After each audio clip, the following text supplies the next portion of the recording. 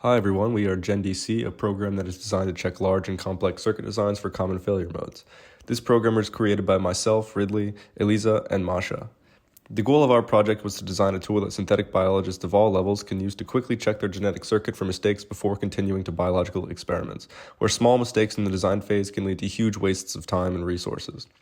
We want to make genetic circuit design more accessible for everyone by incorporating biological knowledge into the circuit design process in a program that is easy to use, much faster than checking circuits by hand, and is a free alternative to existing paid software. This version of GenDC checks for 5 main failure modes that can cause a genetic circuit to fail when implemented biologically, with the capability to easily add more in future generations of the program. Those 5 failure modes are unintended part creation at the junction between large parts, incomplete or incorrectly ordered parts in the circuit, sequence errors, potential for homologous recombination, and weak promoters or terminators.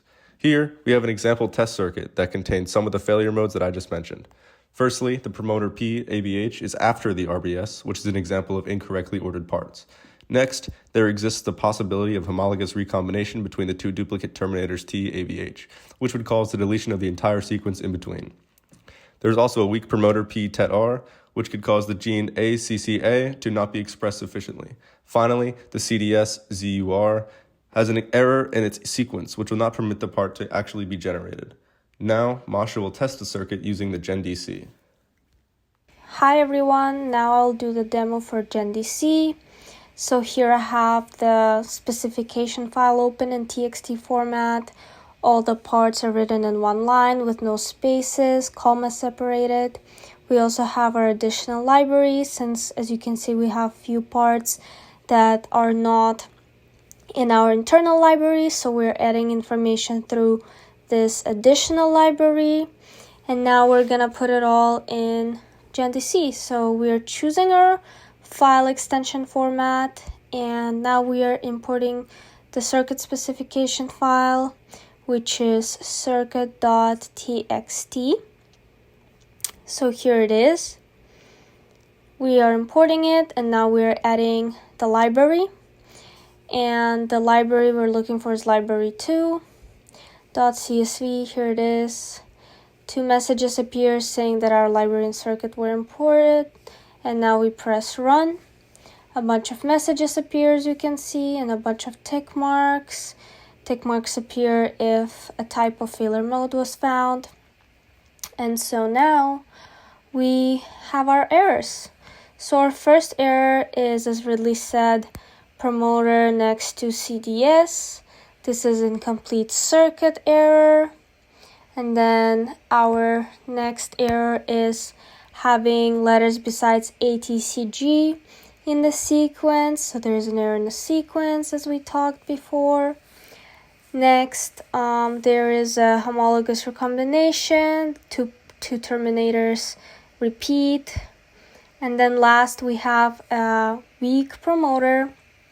But as you can see, GenDC found 2 other parts that are also weak. And we actually did not see those errors when we were constructing our circuit. Same, GenDC also found that there are 2 incomplete CDSs. So now I am importing my error file as a TXT. I exported it, and now I am looking for it, circuit warnings.txt, and here it is in a text format. So now Lisa will cover the code. So now a little bit about the GenDC code. So it was done in MATLAB on the App Designer feature. The very first functionality is that you can import your own library. So when you click the library button, you go to the function library that reads the library as a table and as a structure. It checks if all the field names match with our own library, and then it adds the new library into a for loop, the new structures into our own new library, and it shows if it was imported or not. After, it's the import circuit button that you can import your own circuit, which calls the function circuit function, depending on what the user wants, CSV or TXT. He opens the function, he opens the file, and it saves as a cell array. Also, our own library is a structure that is open before and is a property of the of the class of this GUI figure. Then when you run, which is the core of our program, the run button, what it does, it calls each of the failure mode functions, and it checks for progress. It tells the user if it's running that function or not, and if the failure mode is checked, so is the return of the function of the failure mode, it will be a checkbox. It will pop up a checkbox in here. So some of the failure modes that we're calling is the annotation of parts creation. So if a CDS produced a part that is repressing a promoter, it's going to show as a message. And also if a new DNA is being created by accident, it's also checking for that within these for loops. That's failure mode number 1, failure mode number 2. It's an ordered check, so it checks if after the promoter, it checks the state, the type. So if a promoter, it's necessary to have either a promoter or RBS, and things like those. So inside this big if else statement, it checks for those. Failure mode number 3 checks if all letters of the CDS are divided by 3. Failure mode number 4, it checks if 2 promoters or 2 parts are being used twice, so duplicate parts. Function number 5 is just checking by using the library if a part is weak or not. And we're also checking if the new library imported only has ATCG. And we also have a function that takes a part and gets the structure out of the library. And with the masters that it pops in here, that each function does, we also have our export button after that calls the function export txt.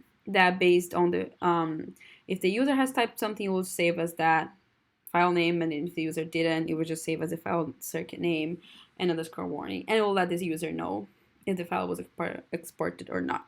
So this is the GenDC code and demo. Thank you so much for watching.